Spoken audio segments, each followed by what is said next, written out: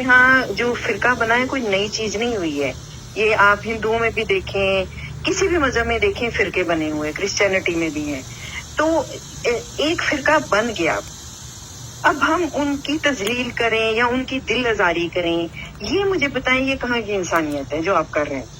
मेरा ये मकसद ही नहीं है, ये भी गलत है कि मैं किसी की दिल आजारी के लिए करता हूँ या मुझे किसी के क्या वो करता है उस पे कोई एतराज है, ये मेरा इशू ही नहीं है। मुझे कोई घोड़ा मानता है, कोई गाय मानता है, कोई अल्लाह को मुश्किल कुशा मानता है, कोई सैयदना अली को मुश्किल कुशा मानता है। मैं कुरान का तालिब इल्म हूँ, ये समझता हूँ कि ये अल्लाह, और मैं इसके लिए तकरीरें करता हूँ कि ये अल्लाह और बंदे का मामला है।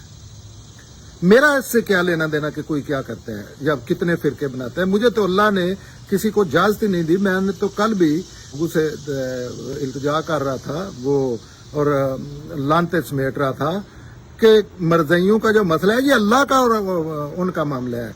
अल्लाह के अलावा वो खुद अपने आप को काफिर करार दे सकते हैं या अल्लाह दे सकता है, ये इजाजत तो पैगंबर को भी नहीं थी।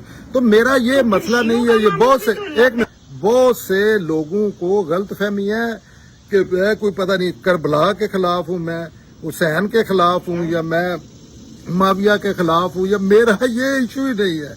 मेरा इशू है इंसानियत।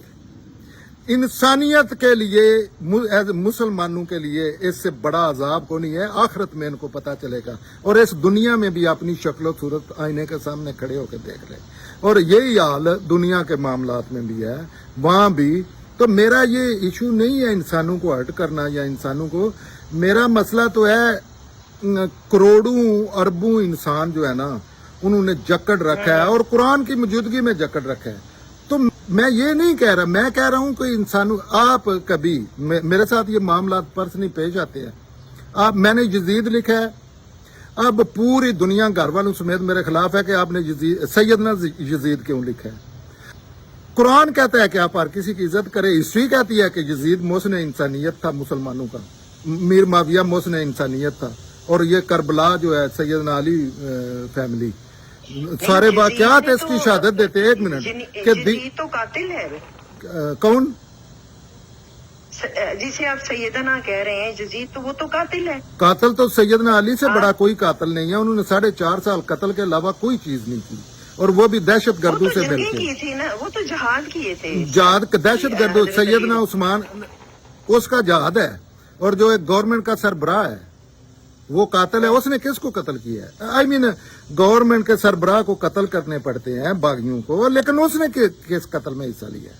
ये तो मैं असूल में बता रहा हूं कि जो इंसानों का, अच्छा मसला मेरा ये भी नहीं है कि किसने कत्ल किया। मेरा मसला ये है, मैंने जब बात की है ना कहीं, तो ऐसी ये नस्लें कोई पैदा हो चुकी हैं, ऐसी ये जालत के इल्मी अमली नमूने हैं कि वो जात पे अटैक करते हैं। मतलब मैं कैसे यजीद की नस्ल का हो सकता हूँ एक बात करने से, या मैं कैसे सैयदना अली के खिलाफ कोई मुसलमान दीन के वाले से बात करने की जसारत कर सकता है? इंसान है वो, नंबर एक। तो कोई भी पैगंबर नहीं है पैगंबर के सिवा, उनके क्रेडिट। तो ये दुनिया के हवाले से जो चीजें हैं उन पे बात करना, लेकिन ये सारा कुछ ये तो अंधे को नजर आता है ना कि सैयदना अली ने सैयदना उस्मान के कातलों के साथ मिलके, उसमें उनका जो बेटा भी था, मुंह बोला बेटा, स्टेप सन, उनके यहाँ वो, हाँ, मोहम्मद बिन अबू बकर अशतर, उनके साथ मिलके गवर्नमेंट बनाई है। फिर यही और लोगों ने कहा कि आप इनके साथ मिलकर गवर्नमेंट ना बनाई, उन्होंने जंग शुरू कर दी है।